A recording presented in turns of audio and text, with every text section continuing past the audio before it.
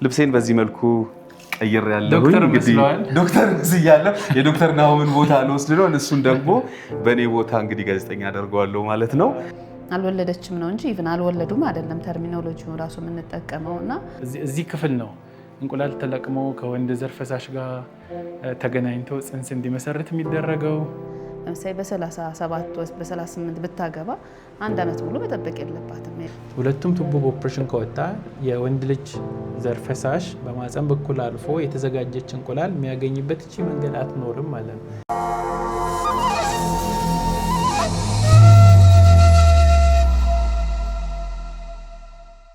እንግዲህ የተከበራችሁ ተመልካቾቻችን አሁን በቅዱስ ጳውሎስ ሆስፒታል ስር የሚገኘው ምቹ ክሊኒክ ደርሰናል። አጃይባና ባለቤቷ አብዲ ማለት ነው። እንግዲህ እዚህ ለምን መጣን የሚለውን ደግሞ ሁሉንም በቆይታችን ወደ እናንተ ወደ ተከበራችሁ ተመልካቾች የምናደርስ ነው የሚሆነው። አብራችሁ ነው።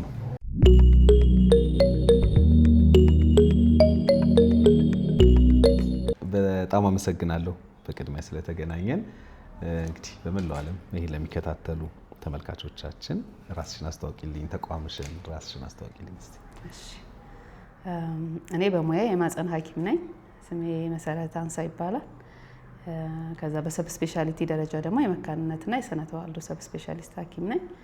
ይሄ ማዕከል ያው በቅዱስ ጳውሎስ ሆስፒታል ሚኒየም ሜዲካል ኮሌጅ ስር የሚገኝ አንድ ማዕከል ነው። ብዙ ማዕከላት አሉ በቅዱስ ጳውሎስ ስር። አሁን ካርዲያክ ሴንተር፣ ትራንስፕላንት ሴንተር እንደሚባለው ይሄኛው ደግሞ ሴንተር ፎር ፈርቲሊቲ ኤንድ ሪፕሮዳክቲቭ ሜዲሲን ተብሎ ነው ለብቻው እዚህ ያለውና በቅዱስ ጳውሎስ ሆስፒታል ስር ያለ በተለምዶ ስሙ ምቹ በመባል ነው። ያው ግን ብዙ ሰዎች ምቹ የሚለውን ስም ያውቁታል ብዬ አስባለሁ። ግን እንግዲህ አብዛኛው ደግሞ ብዬ የማስበው በተለይ ደግሞ በሀገራችን ላይ ያሉ በርካታ የማህበረሰብ ክፍሎች ምቹ እንደውም የግል ነው የሚመስላቸው ለአብዛኞቹ። አንደኛ፣ ሁለተኛ በመንግስት ተቋም ላይ እንደዚህ አይነት የፈርቲሊቲ ወይም ከዚህ ከመካንነት ጋር በተያያዘ ሕክምናዎች በዚህ ደረጃ በስፋት ስለመሰጠታቸውም ግንዛቤ ያላቸው አልመሰለኝም። እና እንደው ምን ያህል ጊዜ ሆነዋል ይሄ ነገር ከተቋቋመ ከተጀመረ? እንግዲህ ከስሙ ምቹ ብዙ ብራንች አለ። አሁን ምቹ ጳውሎስ ስርም አለ ምቹ የሚባል እንደዚሁ የስነ ተዋልዶ አገልግሎት፣ ግን ያው መካንነትን አይነካም። ሌሎች የስነ ተዋልዶ አገልግሎቶች የሚሰጥ ክፍል አለ። ብዙ ታካሚዎች እንደው ምቹ ብለን ስንነግራቸው እዛኛው ምቹ ይሄዱና ወደዚህ ነው የመባል ነገር አለ። እንደ ሰርቪስ በመንግስት ደረጃ በኢትዮጵያ ውስጥም ብቻ አይደለም በአፍሪካ ውስጥም በጣም ጥቂት ነው ያለው እንደዚህ በመንግስት ደረጃ ተቋቁሞ ሰርቪስ የሚሰጥ። ምናልባት ሳውዝ አፍሪካ፣ ኡጋንዳ የተወሰነ አለ። አብዛኛውን ምስራቅ አፍሪካ ኦልሞስት የለም። ሌሎችም ወደ ዌስት አፍሪካን ብንሄድ በዓለም ደረጃም እንደዚህ አይነት ሰርቪስ በመንግስት ደረጃ መስጠት ትንሽ ያስቸግራል፣ ውድም ከመሆኑ የተነሳ ማለት ነውና እንደ ማዕከል ግን ይሄ ማዕከል በአይቪኤፍ በሰርቪሱ ደረጃ እንኳን ሁለተኛ ነው። በኢትዮጵያ ውስጥ አንድ የግል ነበረ በፊት ከ10 ዓመት በፊት የተቋቋመ፣ ቀጥሎ የኛ ማዕከል ነው። አሁን ኦልሞስት ወደ 7 ዓመት እያለፈው ነው ከተቋቋመ ማለት ነው። ስለዚህ በ7 ዓመት እንግዲህ በጣም በርካታ ሰዎች ግልጋሎት አግኝተዋል ብዬ አስባለሁ። እንግዲህ አንዳንድ መሰረታዊ የሆኑ በጣም አስፈላጊ የሆኑ ጥያቄዎችን ይዤ የመጣሁትና ውይይታችንን መጀመር እንችላለን ማለት ነው። እስቲ መጀመሪያ ውስጥ ያለው ዋናው አገልግሎት የምንሰጥበት አይቪኤፍ ሰርቪስ ከሚሰጥባቸው ማዕከሎች አንዱ ቦታዎች አይቪኤፍ ኤምብሪዮሎጂ ላብ የምንለው አለ። እሱን ካየን በኋላ እስቲ ወደ ኢንተርቪው እንሄዳለን። ስለዚህ ጉብኝቱን ላስቀድም። መጀመሪያ ጉብኝቱ ይቅደም። በጣም ጥሩ። እሺ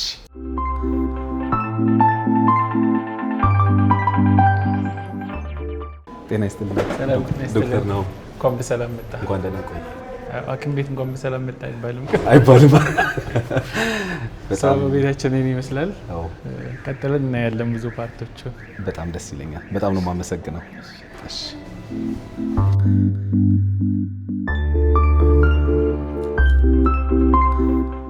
እዚህ ጋር መቀመጥ ትችላለህ። እሺ በጣም ነው የማመሰግነው። ያው እኔ ስለማውቅ ዶክተር ናሆም አልኩኝ፣ ግን ሙሉ ኃላፊነትህን ስምህን ለተመልካቾች እባክህ አስተዋውቅልኝ። እሺ እኔ ዶክተር ናሆም ግሩም እባላለሁ። በቅዱስ ጳውሎስ ሆስፒታል ሚሊኒየም ሜዲካል ኮሌጅ የመካንነትና ስነ ተዋልዶ ሕክምና ሴንተር ወይም ምቹ ሴንተር ውስጥ ጠቅላላ ሕክምና የሕክምና መምህር ነኝ። እንግዲህ ምናልባት አሁን ሁሉንም ነገር ታስጎበኘኛለህ፣ ሁሉንም ነገር ማየት ፈልጋለሁ። በጣም ጓጉቻለሁ። ምክንያቱም በጳውሎስ ስር እንደዚህ አይነት አገልግሎት መሰጠቱን በርካቶች ያውቃሉ ብዬ ስለማላስብ ለምን አናስጎበኛቸው? በደንብ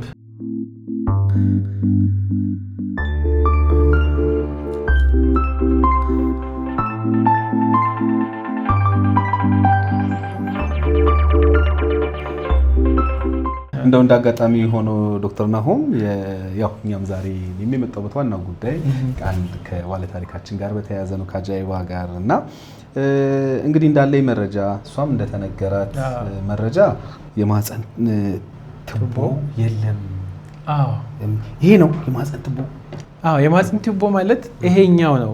የኖርማል ሰው እንደዚህ ላይ መስል ይችላል። ይሄኛው ለታካሚ ለማስረዳት እንዲረዳን አድርገን የተሰራ ነው። ለምሳሌ ይሄኛው ቱቦ ጫፉ ላይ እንደምታየው አበጥ ያለ ነው። ይሄኛው ኖርማል ነው ጫፉ ላይ። ስለዚህ ይሄን ለማሳየት ሃይድሮሰልፊኒክስ የሚባል አለ። ፈሳሽ ቱቦ ፈሳሽ ሲቋጠር ውሃ ሲቋጠር እሱን አሁን ሲኖራቸው የአንቺ ቱቦ እንደዚህ ነው ብለን የምናስረዳበት ነው። የአጃይባን ኬዝ ያው እንዳጋጣሚ በኦፕሬሽን ነው ቱቦዋ የወጣው። ምክንያቱም 2 ጊዜ ከማህፀን ውጭ እርግዝና ነበራት። አንድ ጊዜ ባንዱ ቱቦ በኩል የማህፀን ውጭ ብዙ ጊዜ ማህፀን ውጭ ከ95% በላይ ቱቦ ላይ ነው። ሌላም ቦታ ሊኖር ይችላል ከማህፀን ውጭ እርግዝና፣ ግን ከ95% በላይ ቱቦ ላይ የማህፀን ቱቦ ላይ ስለሚሆን በአንድ በኩል ኖራት። እሱ በኦፕሬሽን ወጣ። ሌላ አማራጭ ስለሌለው ነው በኦፕሬሽን ያወጡላት። ምክንያቱም እሷ ወደ ሐኪም ቤት የሄደችው ቱቦ ከፈነዳ በኋላ ምልክት ማሳየት ከጀመረ በኋላ። በሌላም ጊዜ ስትሄድ አንድ ጊዜ የማህፀን ውጭ እርግዝና የተከሰተባቸው ሰዎች ሌላ እርግዝናም ከማህፀን ውጭ እንደገና የመመለስ እድሉ ከፍ ያለ ነው። በነገራችን ላይ ቻንስ ስላላቸው ከሌላው ኮሚኒቲ ከፍ ያለ ስለሆነ ሌላኛውም ቱቦ እንግዲህ እንዳለመታደል ሆኖ እዛም ላይ ስለተፈጠረባት ሁለቱም ቱቦዎች በኦፕሬሽን ወጡ። which means ሁለቱም ቱቦ በኦፕሬሽን ከወጣ የወንድ ልጅ ዘር ፈሳሽ በማህፀን በኩል አልፎ የተዘጋጀች እንቁላል የሚያገኝበት እቺ መንገድ አትኖርም ማለት ነው። ያቺን ነው ላብራቶሪ ውስጥ የምንሰራላቸው ማለት ነው። ያቺን ፕሮሰስ ነው ላብራቶሪ ውስጥ የምንሰራላቸው።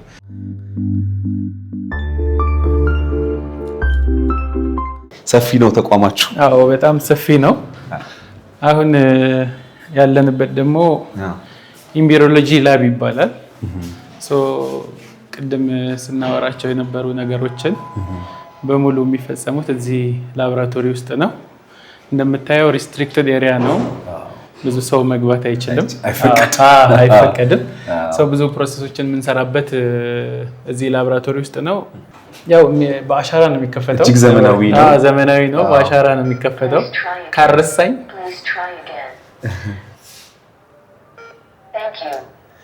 በነገራችን ላይ እንግዲህ አብረን እንገባለን። ብዙ ተመልካቾች ይሄን የምትከታተሉ ተመልካቾች እንግዲህ በተለይ በሀገራችን ይሄ ሕክምና ስለመኖሩም ጠለቅ ያለ ግንዛቤ ያላቸው ሰዎች ብዙ ናቸው ብዬ አላስብም። አዎ በጣም ለጤናው ቅርብ የሆኑ ሰዎች ራሱ ብዙ ኢንፎርሜሽን የሌላቸው ሰዎች አሉ። እንኳን ሌላው ኮሚኒቲ ተውና ጤና ውስጥ ያሉ ሰዎች ራሱ እንደዚህ አይነት አድቫንስድ ሕክምና እንዳለ ብዙም ኢንፎርሜሽን የሌላቸው በጣም ብዙ ሰዎች ገጥሞኛል። አሁን ላብራቶሪ ውስጥ ገብተናል። ከዚህ በኋላ የምናደርገው ልብሳችንን እንቀይራለን፣ ጫማ እንቀይራለን፣ ልብሳችንን እንቀይራለን። ከዚህ መስመር እንደምታዩት ማለፍ አይቻልም። እኔ እናንተ እዚህ ገብተን ልብሳችንን እንቀይረን እንወጣለን ማለት ነው። ጫማውን በዚህ ትቀይራታለህ። እዛ ውስጥ ገብተህ መቀየር ትችላለህ። እዚህ ውስጥ ገብተህ መቀየር ትችላለህ። እኔም ጫማዬን እንቀይራለሁ። እሺ እሺ።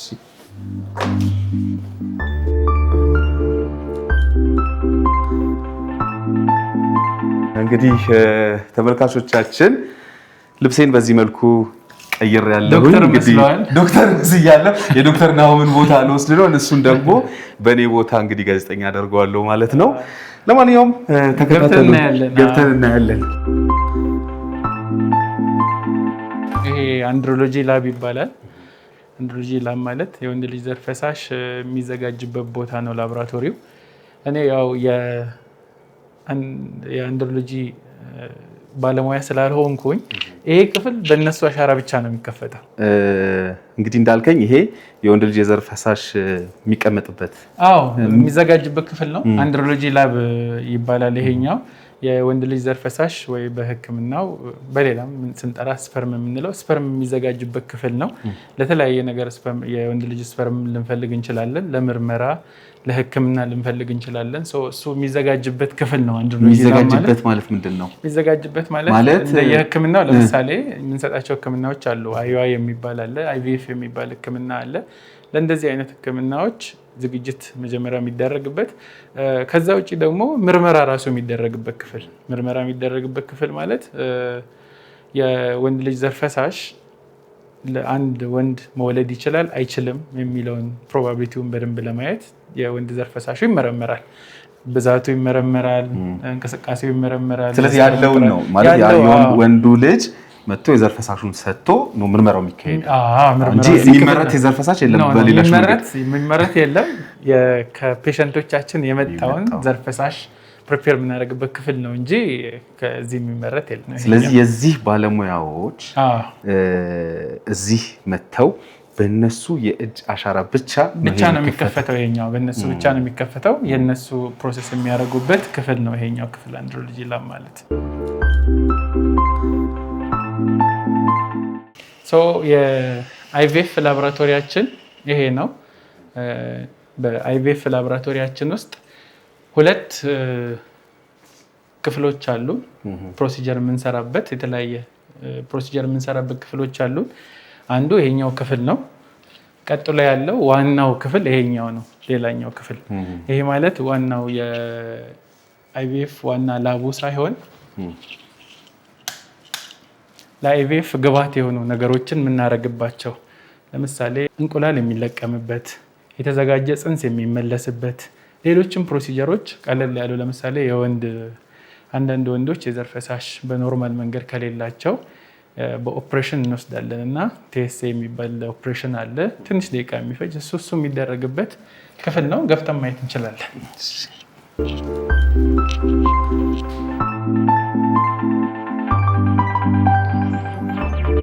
ቀለል ያለ ነው። ደስ ይላል። በጣም ንጹህ ነው። ውስጡ በጣም ነው የሚያምረው። አንዳንድ ፔሸንቶች ደግሞ ሪላክስ ማድረግ ሲፈልጉ ሙዚቃ እንከፍትላቸዋለን። እዚህ ጋር ይሄ ኮምፒውተራይዝድ ነው። አንዳንድ ፔሸንት እንደው ከፈሩ ኢንቫይሮንመንቱን ኮፕ ማድረግ ካልቻሉ ይሄኛው ኮምፒውተር ነው። በዚህ ሙዚቃ እንከፍትላቸዋለን። ቤቱ የፈለጉትን ነገር ተከፍቶላቸው በዛ ዘና ማለት ይችላሉ ማለት ነው። ክፍሉ እንደምታየው በጣም የሚያምር ነው። በዚህ ወይ ነው ፕሮሲጀሮቻችን የምንሰራው። ሌላው እንግዲህ ዋናው የአይቪኤፍ ክፍል ይሄኛው ክፍል ነው። እቺኛው ክፍል ኤምብሪዮሎጂ ላቦራቶሪ ነው የሚባለው። በጣም ስትሪክት ክፍል ነው ይሄኛው ክፍል። ምክንያቱም እዚህ ክፍል ነው እንቁላል ተለቅሞ ከወንድ ዘር ፈሳሽ ጋር ተገናኝቶ ጽንስ እንዲመሰርት የሚደረገው።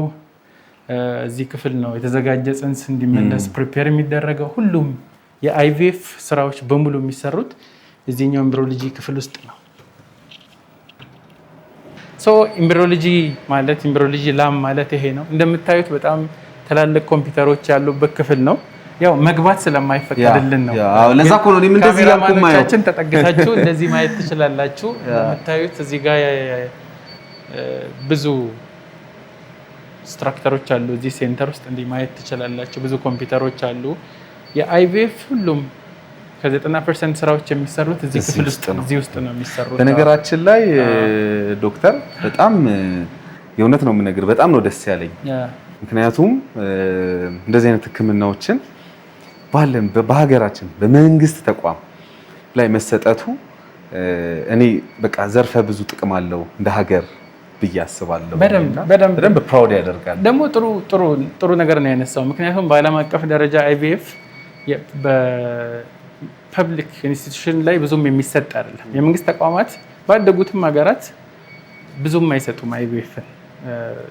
እኛ ሀገር ነው እንደውም ያለው። በሌላውም ሀገር በጣም የተለመደ አይደለም። አይቪኤፍ የዛሬ 30-40 ዓመት የጀመረባቸውም ሀገራት ላይ በመንግስት ተቋማት ብዙም የሚሰጥ ሰርቪስ አይደለም። በግል ተቋማት ነው የሚሰጠው አይቪኤፍ። ግን እኛ ሀገር እንግዲህ ህዝቡም አፎርድ አያደርግም፣ ከችግሩም የግሉም ብዙም በዚህ ጉዳይ ላይ ብዙ ኢንቨስት አላረጉም በአይቪኤፍ ላይ አሁን እየተንቀሳቀሱ ይመስላል። ስለዚህ በዛ ምክንያት ይሄ ሴንተር እውነትም አፕሪሺዬሽን ዲዘርቭ የሚያደርግ አይነት ሴንተር ነው። ፐብሊክ ሆኖ ይሄ ፐብሊክ ነው ይላሉ ብዙ ጊዜ። ከዛ ውጭ ደግሞ የምነግርህ ነገር ይሄ ላቦራቶሪ ስትሰራ ያው አይቪኤፍን ሴንተርን ከአንዱን ከሌላ የሚለየው ላቦራቶሪ ነው ብያለሁ አይደለ? ይሄ ላቦራቶሪ ስቴት ኦፍ አርት ላቦራቶሪ ነው። በጣም ትልቅ ላቦራቶሪ፣ ብዙ ኢንቨስት የተደረገበት በጊዜው እንደዚህ አይነት ላቦራቶሪ ነው እና ትልቅ ላቦራቶሪ ነው።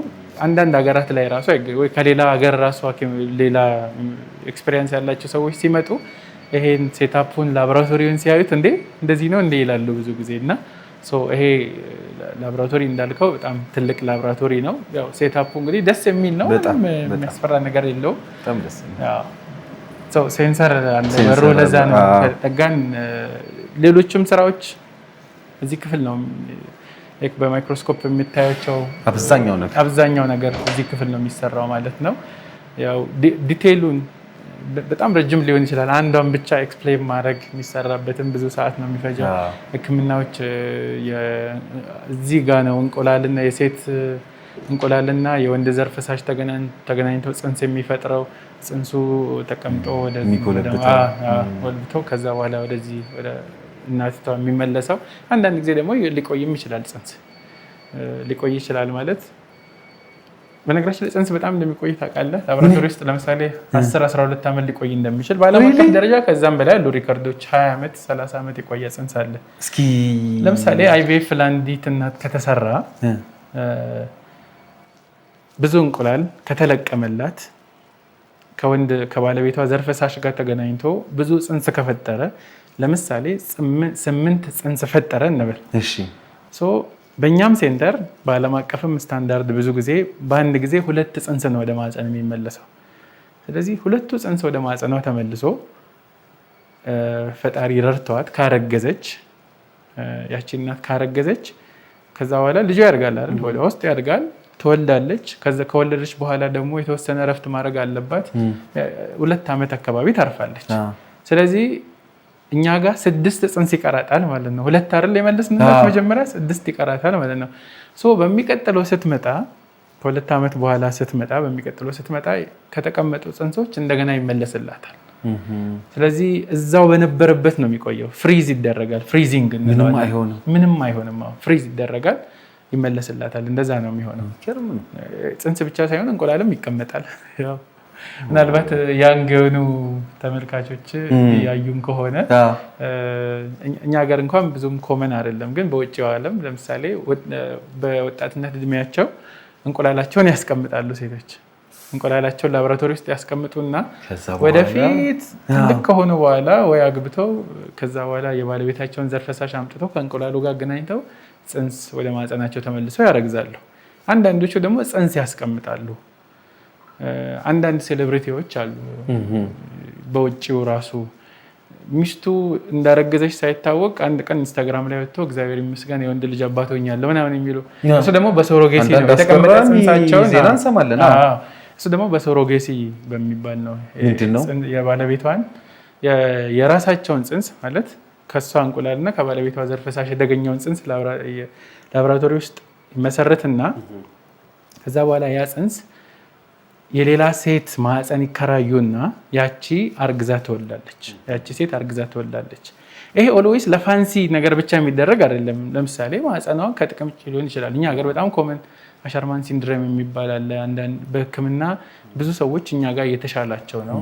ሌላም ቦታ ሕክምና ይደረግላቸዋል። ያንዳንዳችሁ ግን አድቫንስር ስለሆነ ማህፀናቸው ትልቅ ጉዳት ላይ ከሆነ ወይ ደግሞ ልጅም መሸከም የማይችል ማህፀን ካላቸው ያንን አማራጭ ይጠቀማሉ። እነኚህ እንግዲህ እስካሁን ሀገራችን ላይ አልተፈቀዱም። እንደው ጽንሱ አያድግም እንትን ነው ቁጭ ነው የሚለው ፍሪዝ ይደረጋል። ፍሪዝ ይደረግና ከተቀላቀለ በኋላ ማለት ነው 12 ዓመት ምናምን ድረስ መቀመጥ ይችላል። በዓለም አቀፍ ደረጃ እንዳልኩ 20-30 ዓመት የሚቆያል። በጣም ደስ ይላል። በቃ አንዱ ወላጆች ወልደው ረፍት አድርገው ደግሞ ከ2-3 ዓመት በኋላ ደግሞ አሁን ደግሞ እንውለድ ሲሉ ደግሞ መጀመሪያ የነበራቸውን ፕሮሰስ አያደርጉም። በዚህኛው መጀመሪያ ብዙ መርፌ መወጋት ብዙ ምናምን እንቁላል እንዲዘጋጅ ማድረግ አለው። ለሁለተኛው ሲመጡ ግን ኦልሬዲ ጽንስ ስላላቸው ማህፀናቸውን ብቻ ነው የምናዘጋጀው። ስለዚህ ትንሽ ወጪ ነው የሚያወጡት፣ በዛ ወይ ነው የሚተላለፍላቸው። ክፍላችን እንደዚህ ነው የሚመስለው። በጣም ደስ ይላል። በጣም ግሩም ነው። በጣም ግሩም ነው። እንግዲህ ተመልካቾች በነገራችን ላይ አሁን ደግሞ አጠገቤ የምትገኘው ዶክተር መሰረት ናት። እንግዲህ ዶክተር መሰረትን ብዙዎች ታውቋታላችሁ ብዬ አስባለሁኝ። እንግዲህ በተለይ በዚህ በቅዱስ ጳውሎስ የመካንነት ሕክምና የሚሰጥበት ሴንተር 22 የሚገኘው ምቹ ላይ ደግሞ እንግዲህ በከፍተኛ የስራ ኃላፊነት እያገለገለች ጭምር ነው የምትገኘው። አሁን ደግሞ ከእሷ ጋር ቆይታ ይኖረናል ማለት ነው። በተለይ ደግሞ እንግዲህ እነዛ የብዙ ተመልካቾች ጥያቄ የሆኑትን ከመካንነት ጋር የተያያዙ የአይቪኤፍ ሕክምና ውስጥ በራሱ ከዛ ቀጥሎ ደግሞ የእኛስ ባለ ጉዳያችን የእነ አጃይባስ ጉዳይ ምንድነው የሚሆነው የሚለውን ደግሞ እንግዲህ ወደታች ወርደን ቆይታ የምናደርግ ይሆናል ማለት ነው።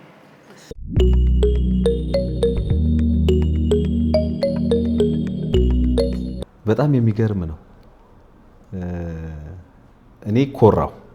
በምን ኮራህ ካልሽኝ በሀገሬ ላይ በመንግስት ተቋም እንግዲህ ላይ እንደዚህ አይነት ትልቅ አገልግሎትን ሲሰጥ ማየት ብዙዎች የግንዛቤ ያላቸውን ብዬ ስለማላስብ በጣም የሚገርም በጣም ትልቅ ስራ እየተሰራ እንዳለ አየሁኝ እና በጣም ደስ ብሎኛል።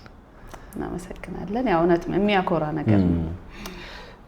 እስቲ ወደ ዋና ዋና ጥያቄዎች ምናልባት የብዙ ተመልካቾችም ጥያቄ ናቸው ብዬ ከማስባቸው ጥያቄዎች ልጀምርና ራሱ መጀመሪያ መካንነት ምንድን ነው? አንድ ሰው መሃን ነው ወይም መውለድ አይችልም የሚባለው ምን ያህል ጊዜ ሞክሮ ሳይወልድ ሲቀር ነው? በተለይ ደግሞ ከዚህ ከሚጨናገፉ ፌል ከሚያደርጉ ጽንሶች ውጪ አንድ ሰው በቃ መሃን ነው ወይ መሃን ናት የሚባለው ምን ያህል ጊዜ ተሞክሮ ሲኖረው ነው? እሺ አመሰግናለሁ። ትንሽ ቃሉ ጠንከር ይላል። መሃን ሲባል እንግሊዝኛ ወይዘ ዳይሬክት ትራንስሌት ስታደርገው እንደዛ አይመስልም። ላይክ ኢንፈርቲሊቲ ኢዝ ሞር ኦፍ መካንነት እንደ ስቴሪሊቲ ነው። ስቴሪሊቲ ምንም መውለድ አለመቻል ነው፣ ምንም ቻንስ የሌለው ጉዳይ ሲሆን ነው።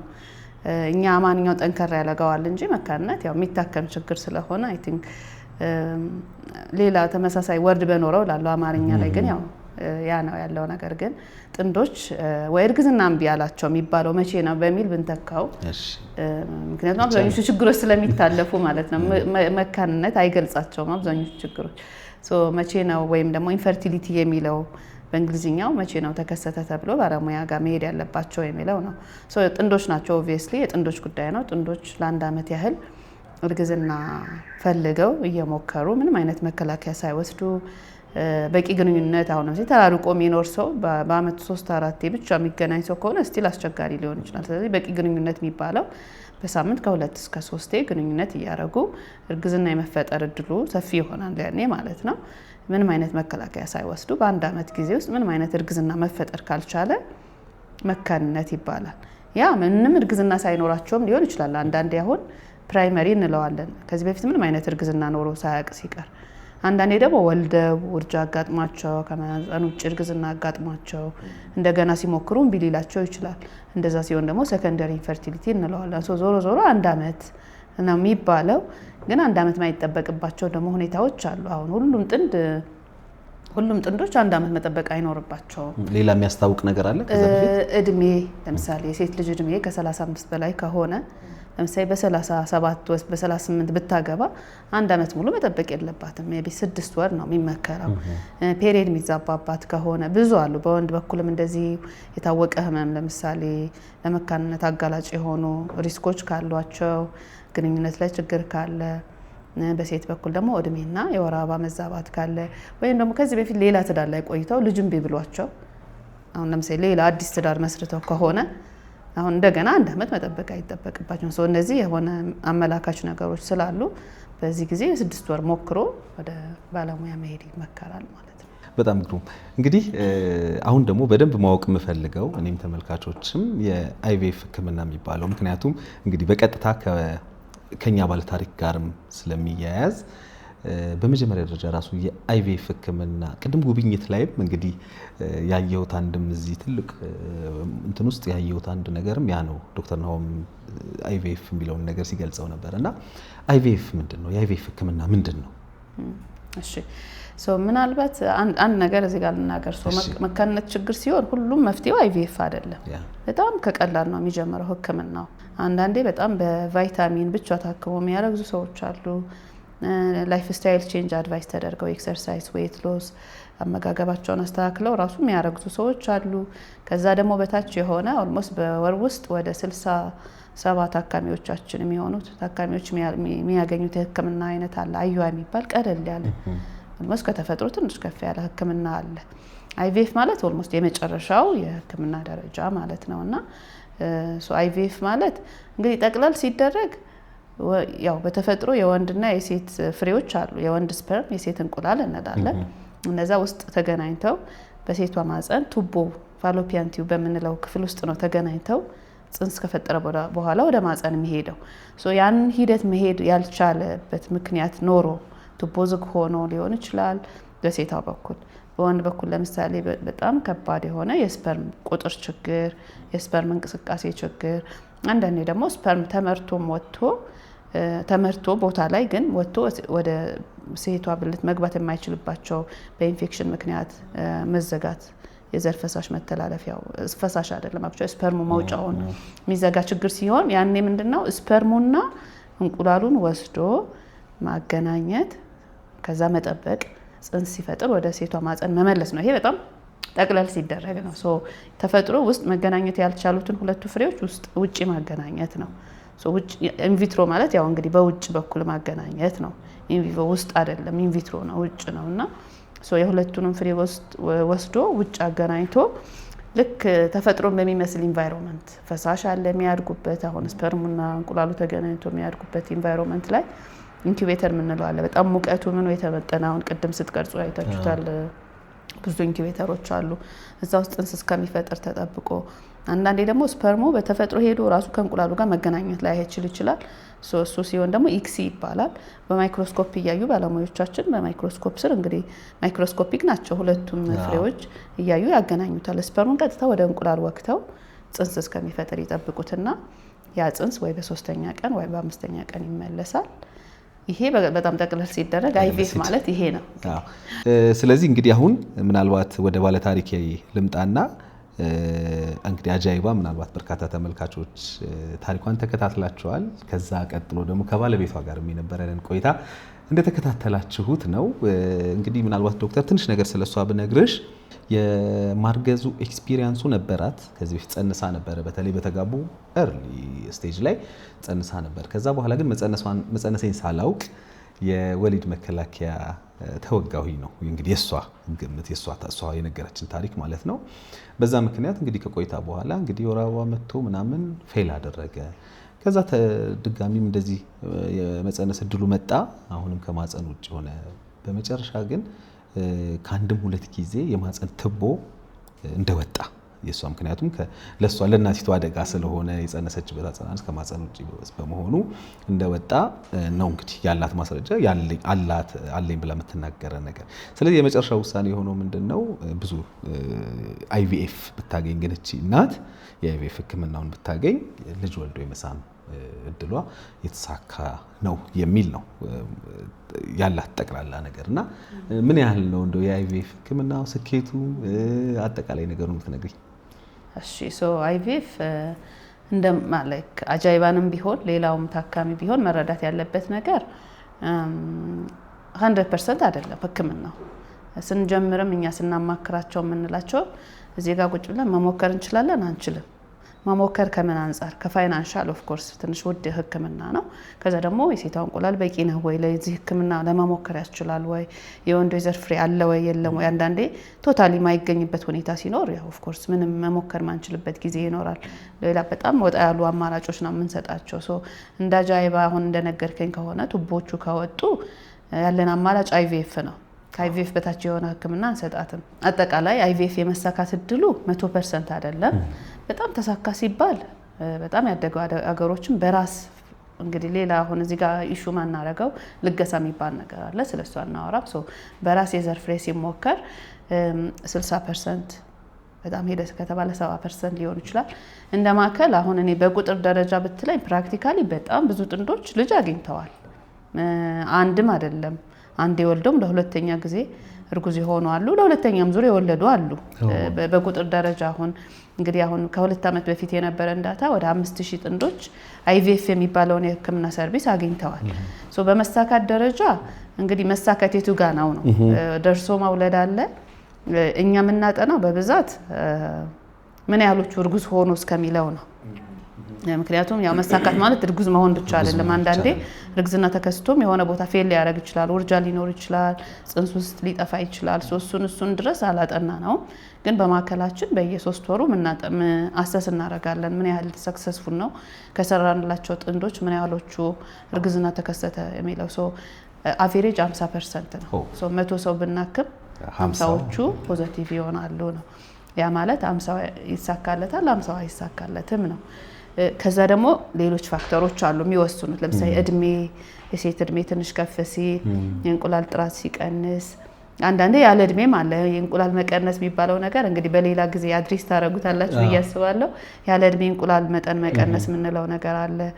ያለ እድሜም ቢሆን እንቁላል ከቀነሰ፣ በወንዱ በኩል ደግሞ በጣም መሰረታዊ የሆነ የስፐርም ጥራት ችግር ካለ እስከዛ ላይ ደርስ ይችላል። አንዳንዴ 10% ሊሆን ይችላል፣ 15% ሊሆን ይችላል፣ 25% ሊሆን ይችላል፣ 30% ሊሆን ይችላል። በጣም ተሳካ ሲባል ደግሞ ወደ 50። በጣም መርጠን ደግሞ ብናክም ለምሳሌ በጣም 20 ቤት ያሉ ሴት ልጆችና ጥሩ ቱቦ ብቻ ምክንያት ሆነው በወንድም በኩል ችግር ሳይኖር ሲቀር እስከ 60%ም ለምሳሌ የመጀመሪያ ሙከራችን እንደዚህ ነበረ። በባች የሚባል ነገር ነበረ። መርጠን እንደዛ ባቾች ስናክም ኦልሞስት 60 ወደ 70% ነበር የመሳካት እድሉ። አሁን ግን ሁሉም አይነት ሰው አለ። 42ም 41ም 39ም 37ም 38ም ከሴት አንፃር። በወንድ በኩል ደግሞ ስፐርሙ በጣም የደከመ፣ ምክንያቱም ጽንስ ማለት የሁለቱም ውጤት አይደለ። እንደዛ ሲሆን ውጤቱ እንደዛው ዝቅ እያለ ይሄዳል። በአጃይባ በኩል ብንመጣ ምክንያቱ ቱቦ መውጣት መሆኑ የተሻለ እድል አላቸው ከምንላቸው ጥንዶች ነው የሚሆኑት። ሁለቱም ቱቦዎች ስለወጡ ነው እንግዲህ እሱን እናረጋግጣለን አይደል? ምክንያቱም እንግዲህ ለኔ በቃለ መጠይቃችን ወቅት ላይ ያለችኝ ይሄንን ነው። አሉኝ ያለቻቸው እንግዲህ ምርመራዎች ደግሞ እየተዛቡ ናቸው። አንደኛው ላይ ሁለቱም የማህፀን ቱቦሽ የለም የሚል ነገር ደረሳት። ከዛ ቀጥሎ ደግሞ አለ የሚል ነገር ደረሳትና አይ ቲንክ ያው እናንተም ይሄን ቼክ እሱን እያየን እንሄድበታለን። አንዳንዴ የታካሚውን ሂስትሪ አምነንም እንሄድበት ጊዜ አለ። ትክክል። አሁንም ረጅም ጊዜ ነው የሞከሩት። ያ ምክንያት አድርጎ አለመቀበልም የሆነ ብሉ ልፋትም ሊሆን ይችላል አይደል? 16 ዓመት በትዳር የቆዩት ከ16ቱ ዓመት የመጨረሻዎቹን አሁን ላስት 8 ዓመት ምንም አይነት የእርግዝና እንትን አላሳየችም። 8 ዓመት ውስጥ ሙሉ ሳይከሰት ከዚህ በፊት የማህፀን ውጪ እርግዝና የነበራት ሴት፣ ሰርጀሪ የነበራት ሴት እንደገና ቱቦች ቼክ እናርግ ማለት የሆነ ማልፋትም ነው። አንዳንዴ ቱቦ ቼክ ማድረጊያ ምርመራም ትንሽ ታማለች። አንዳንዴ ፔንፉል ፕሮሰስም እንዲሄዱ ማድረግ ነው። 8 ዓመት በተለይ እሱ ምርመራ ደግሞ ጥሩ ከሆነ ውጤቱን አክሴፕት አድርገን ወደ እርዳታው ብንሄድ የተሻለ ነው። እንደገና የቱቦ ምርመራ ወደ ማድረጉ ከመሄድ ብዙ ጊዜ ኤክቶፒክ ከሆነ የማህፀን ውጭ እርግዝና ከሆነና ሰርጀሪ ከገቡ አልፎ ነው ቱቦውን ሴቭ ለማድረግ የሚሞክሩት ሞክረው እንጂ ቱቦ መውጣት ግድ ይሆናል በአብዛኛው ጊዜና እስከ ሰርጀሪ ድረስ ከሄደ ሞስት ፕሮባብሊ ሁለቱም ቱቦዎች ወጥቷል የሚለው ነገር መቀበሉ ብዙ እንትን አይደለም። ሌላው ይሄ የመካንነት ችግሩ በራሱ እንግዲህ አሁን ዶክተር አንቺም እንዳልሽኝ በተለይ ከሴቶች ላይ የሚከሰትበት እነዛ የተለያዩ አይነት ምክንያቶች ይኖራሉ። ምን ያህል ነው እንደው ሬት ይኖራል በወንዶች ላይ ሴቶች ላይ? ምክንያቱም አንዳንዴ እኔ በጣም አዝናለሁኝ። እኔ ምናልባት እንደዚህ አይነት ታሪኮችን ረጅም ዓመት ሰርቻለሁ፣ በጣም ረጅም ዓመት እና እሰማለሁ አንዳንድ ታሪኮች ባለ ታሪኮች ሲነግሩኝ ማለት ነው እሷ መውለድ አትችልም ፍታት ተብሎ እሱ ትዳሩን ፈቶ ሌላ አግብቶ እሷ ግን ኢሚዲየትሊ ትዳሩን እንደፈታች የወለደች ሴት ታሪክ አውቃለሁ። ከዛ ደግሞ ወጥቶ የወለደው የወንድ ልጅም ሌላ ሚስት አግብቶ የወለዱ ታሪኮችን እናውቃለንና እንደው ወንዱ ላይ ያመዝናል ሴቱ ላይ ያመዝናል የሚለውን ማወቅ ይቻላል? ይሄ እንደ ማህበረሰብ በጣም ገና ግንዛቤ መፍጠር ያለብን ኤሪያ እሱ ነው። በኢትዮጵያም ብቻ አይደለም፣ ወደ አፍሪካ ማህበረሰብ ብትሄድ፣ ወደ ዓለሙ ማህበረሰብ ብትሄድ አልወለደችም ነው እንጂ ኢቭን አልወለዱም አይደለም ተርሚኖሎጂው ራሱ የምንጠቀመውና ይሄ በጣም የተሳሳተ በጣም ለዛም ነው አሁን መካንነት የጥንዶች ጉዳይ ቢሆንም በጣም ሳይኮሎጂካል ተጽዕኖ ያለው ሴቷ ላይ ነው። ምክንያቱም ማህበረሰቡ የሚጠይቀው ቤተሰብ የሚጠይቀው ሴቷን ነው። እንመርመር የምትለው ሴቷ ናት። እንታከም የምትለው ሴቷ ናት። በጣም የሚገርመው ፓርት ደግሞ ህክምና ላይ በተለይ IVF ላይ ሲገባውን ሂደቱን በጠቅላላው ነው የነገርኳቸው። በጣም ረጅም ፕሮሰስ ነው። በጣም ሰፈር የምታደርገው ሴቷ ናት። በየቀኑ መርፌ የምትወጋው ችግሩ የወንድም ቢሆን ማለት ነው። መርፌ የምትወጋው ማደንዘዣ ውስጥ እንቁላሎቹ የሚለቀሙት በጣም ፔንፉል ፕሮሰስ ያው ኦፍ ኮርስ ከሌላው ነገር አንፃር በጣም ፔንፉል ላይሆን ይችላል፣ ግን የምታልፈው ሂደቱ ረጅም ሴቷ ናት። እንደዛም ስለሆነ ሴቷ ናት ልታከም ምን የምትለውና ግን እንደ ምክንያት ካነሳ ነው ኦልሞስት 50% ነው። በቃ በእኛም ማከል የተሰራ ጥናት አለ በዓለም አቀፍ ደረጃም ከ40 እስከ 50% ከ30 እስከ 40% የወንዱ ነው። በሴቷ በኩልም እንደዛው አንዳንዴ የሁለቱም ይሆናል። አንዳንዴ ደግሞ ከ10% አካባቢ የሚሆኑት ጥንዶች አሁን 100 ጥንዶች መካንነት አለ ተብሎ ቢታዩ ወደ 10% የሚሆኑት ይሄ ነው የምንለው ምክንያት ላናገኝ እንችላለን። ስለዚህ ኦልሞስት እኩል ፐርሰንት ነው። ግን እንደ ማህበረሰብ በጣም ገና ብዙ የሚቀረን ገና ብዙ አዌርነስ መስራት ያለብንም መካንነት የጥንዶች ጉዳይ ነው። ኦፍ ኮርስ አሁን እንዳልኩ ነው እኮ የወንድ ችግር ሆኖ ረጅሙን ፕሮሰስ የምታልፈው ሴቷ ናት። ስለዚህ አይ እኔ ይሄን ፕሮሰስ አልሄድም የሱ ችግር ነው አትልም አይደለ? የጥንዶች ጉዳይ ሆኗል ማለት ነው። በሴት በኩልም ቢሆን ችግር ስቲል ወንዱ ሰፖርት ማድረግ አለበት። ምናልባት የወንዱ ህክምና መመርመራው ጀምሮ ከዛ በኋላ አብሮ መሄዱ ህክምና ሂደቱ ላይ አብሮ መሳተፉ ሰፖርት ማድረጉ የጥንዶች ጉዳይ ያደርገዋል ማለት ነውና ግን ከኮዝ ደረጃ 50% ብትለው በጣም እንደው ቃል በቃል ራሱ ስላልሽኝ በጣም ገርሞኝ ነው። አንድ ታሪክ አስታውሼ አሁን ለምሳሌ ተመልካቾች በደንብ ያውቁታል የጃይዋና የባለቤቷን ታሪክ እኔ በጣም አድንቄዋለሁ። እንደዚህ አይነት ባሎችን ማበረታታትም አለብን። ምክንያቱም ጫናውን ከማህበረሰብም ከምንም የሚመጣውን ጫና ይዞ አይ ነው እኔ ሚስቴ ትበልጣለች ቀድም ያገኙት እሷን ነው ከሆነ ሆነ ካልሆነ አልሆነ ብሎ አብሮ መቆየት በጣም ትልቅ ነገር ነውና አንድ ወዳጄ ምን አለኝ ወንዶቹ አለኝ መታረም ስላለበት ነው የምናገረው ይሄን ነገር እሱ አጋጣሚ በእንደዚህ አይነት የህክምና ፕሮሰስ ውስጥ አልፎ ነበርና በቃ እንዴት እንደሚለምኗቸው ስልክ እየደወሉ አረ ባክና አረ ዶክተሩ እኮ እየጠበቀን ነው አረ እኮ እንደዚህ ተብሎ በጣም ሲለመኑ ነበረ። እንግዲህ ሲለኝ ምን አሰብኩኝ ለምንድን ነው ይሄ የሚሆነው? የጋራ ጉዳይ አይደለም ወይ? የጋራ ችግር አይደለም ወይ? ደግሞም ትዳር ወይም የፍቅር ግንኙነት ብለን ስንጀምር ወይም ትዳር ብለን ስንመሰርት አንዱ የሚጠበቅብን ኃላፊነት ከባልም ከሚስት ጎን መሆን ሚስትም ከባል ጎን መሆን ነውና እንግዲህ ይሄ ፕሮግራም ምናልባት ብዙ ታሪክ ይቀይራል ብዬ አስባለሁ። ዶክተር ብዙ ሰፖርቲቭ የሆኑ ባሎች አሉ እሱን እናበረታታለን። ግን ደግሞ በጣም ደግሞ ብዙ ስትራግል የሚያደርጉ ደግሞ ሴቶች አሉ ወደ ህክምናው ለመምጣት ራሱና ያ መፈታት ያለበት ችግር ነው። ስሩ ታይም እንደዚህ አድቮኬሲው ስንሰራ ወደ ማህበረሰቡ ስንወጣ በቃ መካንነት እንደ ህመም ከተቆጠረ ህመም ለማሳከም ደግሞ ሰው ይመጣል ሆስፒታል ይሄዳል።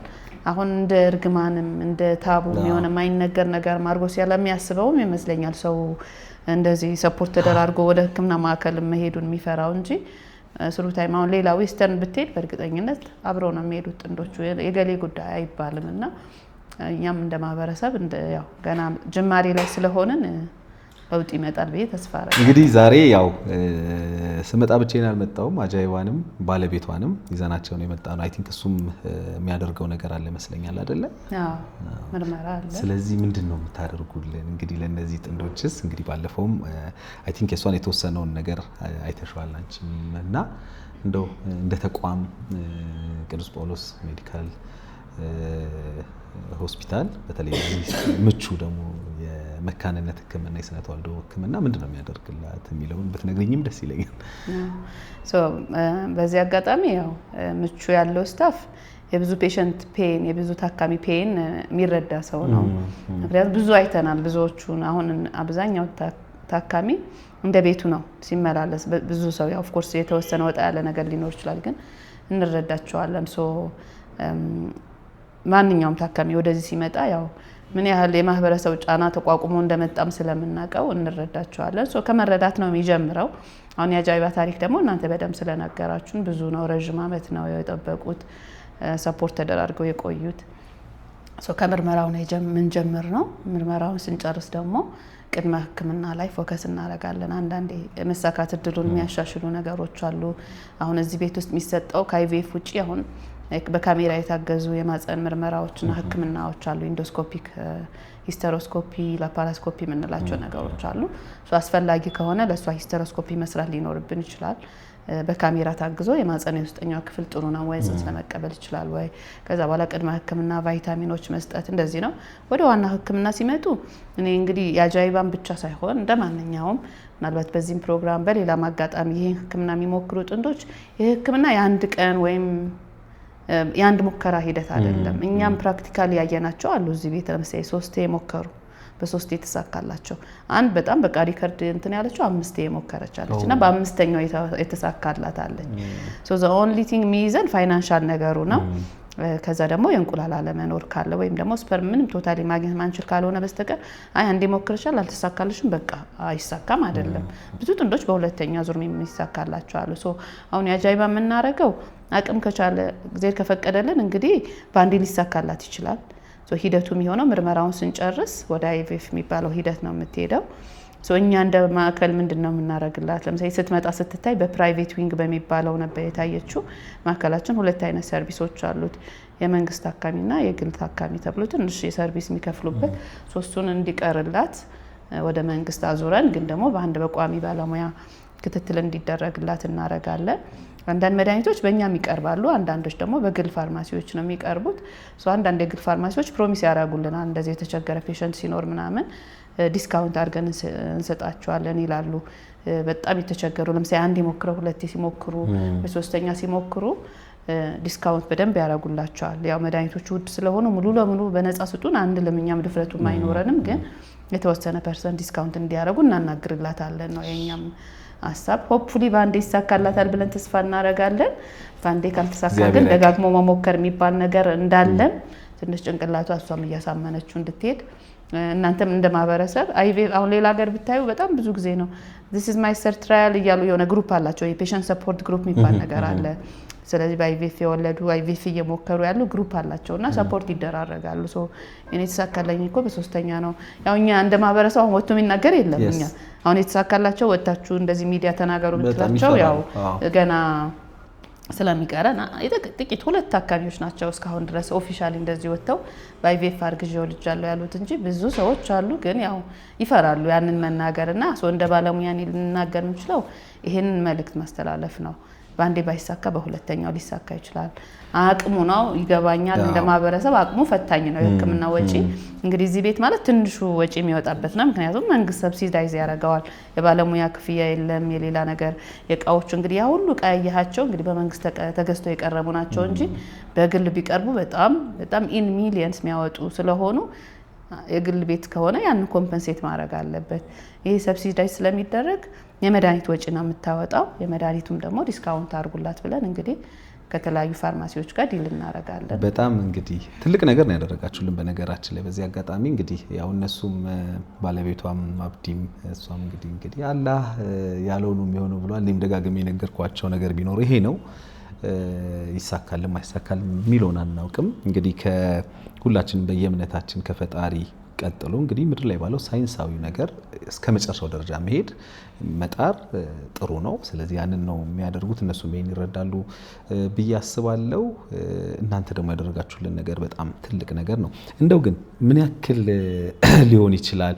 አሁን ምክንያቱም እንግዲህ አትሊስት በግማሽ እንኳን ቢያግዙን ብለን ስናስብ እንደው አጃይባ ምን ያህል ገንዘብ ያስፈልጋት ነበረ የሚለውን ብናቅ በጣም ደስ ይለናል። ምክንያቱም የሚቀሩ ነገሮች እንኳን አሁን እንዳልሽን ተቋማቱ የመድኃኒቱን የሚያቀርቡት ተቋማት እንደው አትሊስት 50% እንኳን መንገድ ቢሄዱልን 50% ምን ያህል ነው የሚለውን ብናውቅ በጣም ደስ ይለኛል። እንግዲህ አጠቃላይ እንዳልኩ በመድኃኒቱ እንግዲህ ሂደቱ ረጅም ነው። አይቪኤፍ አንድ ታካሚ ቢያንስ 10 ቀን መርፌ ትወጋለች። አቬሬጅ ነው። ከዛም ሊያልፍ ይችላል። አንዳንዴ በ8 በ9 ቀንም ሊያልቅ ይችላል። ከዛ በጣም ደግሞ ውድ የሚሆኑት እንቁላል መልቀሚያ ጽንስ መመለሻ የምንላቸው ትንሽ ያው ለጽንስ በጣም አመቺ የሆኑ በጣም ሴንሲቲቭ የሆኑ እቃዎች አሉ። እነሱ ናቸው ውድ የሚሆኑትና በየቀኑ አውጥተው ስለሚገዙ አሁን እኛ ኤግዛክቱ ላይክ ኤስቲሜሽኑ ነው የምንሰጠው። ብዙ ጊዜ ኤስቲሜሽኑ እስከ 400,000 ብር ነው የሚያወጡት እኛ ጋር ያሉት ታካሚዎች። ከዛ ከተሳካ ለምሳሌ ተሳካ ብለን ብናስብ ከተሳካ በኋላ እርግዝና መደገፊያ የሚባሉ መድኃኒቶች አሉ። ሪሌቲቭሊ እነሱ ያው ከሚያወጡት ወጪ አንፃር የተሻለ ነው። ኦፍ ኮርስ ውድ ናቸው ግን የተሻለ ነው ከተሳካ በኋላ የሚወስዱት መድኃኒት ማለት ነው። አጠቃላይ እስከ 400,000 ብር አሁን ባለው የህክምና ሂደት ውስጥ እስከ 400,000 ብር ሊያስፈልግ ይችላል። ይሄ ለአንድ የሙከራ ነው። እኔ ይረዳት ካለ ለሁለት የሙከራ አድርጎ ማሰቡ ጥሩ ነው። ምክንያቱም እርግጠኛ አንሆንም። እኛ እዚህ ጋር ማውራት የምንችለው እንሞክርልሻለን። እግዚአብሔር ይርዳን ብለን እግዚአብሔር ያውቃል። ግድ የለም እግዚአብሔር ይረዳናል። የእውነት በቃ በነገራችን ላይ ቅድምም እንዳልሽው ይሄንን ተሞክሯቸውን ኢቭን ለማህበረሰቡ ያደረሱ ጥቂት ከመሆናቸው አንፃር አጃይባና ባለቤቷ ደግሞ ለዚህ በጣም ፍጹም ፈቃደኞች ናቸው። ያው ባይሳካም አሁን እነሱም ይሄን ቪዲዮ ሲያዩ በነገራችን ላይ በደንብ ነገሮችን ያስባሉ ብዬ አስባለሁ። የተሞከረ ነገር ሁላ ላይሳካ የሚችልባቸው ፕሮባቢሊቲዎች እንዳሉ ያው ህክምና አይደለ ስላሳየሽን በጣም ነው ማመሰግነው። እንግዲህ እናንተ እዚህ ግማሽ መንገድ ድረስ ከመጣችሁ እኛ ደግሞ ያችን ደግሞ የቀረችውን ደግሞ እንግዲህ እንጠይቃለን የምናውቃቸው አካላትንም ምንም። ምክንያቱም እነሱ አሁን እውነቱን የምነግርሽ ትልቅ ተስፋ ላይ ናቸው። ይገርማል። ላለፉት 16 ዓመታት ተስፋ አድርገዋል። በዚህ ላደንቃቸው ፈልጋለሁ። ባለቤቷንም አጃይባንም ያው መሞከር እንዳልሹ ነው፣ ጥሩ ነው። አንድ ቀን ያው ሊሳካ ይችላል ብለን እናስብ። ይሄ ነገር ግን እኔ ውስጤ ምን ይነግርሃል አሌክስ ካልሽኝ አላቅ ሁሌ ፖዚቲቭ ነው የምትመኘው ይሉኛል፣ ግን አላቅም። በቃ የሚሳካ እየመሰለኝ ነው። እግዚአብሔር ያግዘን፣ እግዚአብሔር ይርዳን። ፖዚቲቭ ማሰብ ጥሩ ነው፣ አንዱ ፓርት ነው፣ ለመሳካቱ ይጠቅመናል። እውነት ነው። ታካሚዎች በተለይ ፖዚቲቭ ሲሆኑ ሳይጨናነቁ የተሻለ አውትከም ይኖረዋልና እኛም ተስፋ እናደርጋለን ይሳካል ብለን። ስለዚህ ከዛሬ ጀምሮ እነሱ መጀመር ይችላሉ፣ ሂደቱን መጀመር ይችላሉ። ስለዚህ እሱም ታች አለ እንግዲህ የሚያስፈልገውን ሂደት እንግዲህ አስረክብ ያለው ለማለት ፈልጋለሁ። ዶክተር መሰረት አንሳው በጣም የእውነት ከልቤ ነው በተመልካቾች ስም ከልቤ ነው የማመሰግነው። በጣም ፖዚቲቭ ሙሉ ስታፋችሁ ስንገባ ጀምሮ በቀደም ስንመጣ ጀምሮ ሙሉ ስታፋችሁ በፍጹም ቅንነት ነው የተቀበሉን። ዛሬም እንግዲህ ተመልካቾች እንደተከታተላችሁት ጉብኝቱን ጨምሮ አሁን ከዶክተር መሰረት ጋር ያደረኩትን ቆይታ አጠቃላይ እንግዲህ በጣም መልካም ነበረ። በጣም ነው የማመሰግነው። እንግዲህ እንደዚህ አይነት ችግር ውስጥ ያላችሁ ምናልባት የማታውቁ በተለይ እኔ ብዙዎች ያውቃሉ ብዬም ስለማላስብ ይህ ህክምና በመንግስት ተቋም ለዛውም በቅዱስ ጳውሎስ በምቹ እንደሚሰጥ የማታውቁ ካላችሁ ይሄው አድራሻቸው 22 በጌታውን በሻ ወደ ውስጥ ስትገቡ በጌታውን በሻ ሆቴል ወደ ውስጥ ባለችው አስፋልት ስትገቡ ምቹን ታገኛላችሁ። ምቹ ካላችሁ ያው ጎግል ላይም ታገኙታላችሁ። ያኛው ምቹ አይደለም፣ ይሄኛው እዛም ብትሄዱ ወደዚህ ይመሯችኋል። ስለዚህ ይሄው ስልካቸው በዚህ ስልክ ቁጥር ቀጥታ መታችሁ ይሄንን ህክምና እዚህ ማግኘት እንደምትችሉ በዚህ አጋጣሚ ስገልጽ ትልቅ ደስታ እየተሰማኝ ነው። በኩራት ሀገሬ ላይ በመንግስት ተቋም ይህ የመካንነት ህክምና ይሰጣል። በየደረጃዎቹ ያሉት እስከ መጨረሻው እስከ አይቪኤፍ ድረስ ያሉት ህክምናዎች እዚህ እንደሚሰጡ ስገልጽ እኔ የእውነት በጣም ኩራት እየተሰማኝ ነው። እጅግ አድርጌ አመሰግናለሁ። በርቱልን። እንግዲህ እኛ በማንኛውም ነገር ደግሞ የኛ እገዛ የሚያስፈልግበት ምንም ነገር ካለ 100% እንዳለን ማረጋገጥ ፈልጋለሁ። እግዚአብሔር ያክብርልኝ። እኔም በጣም አመሰግናለሁ።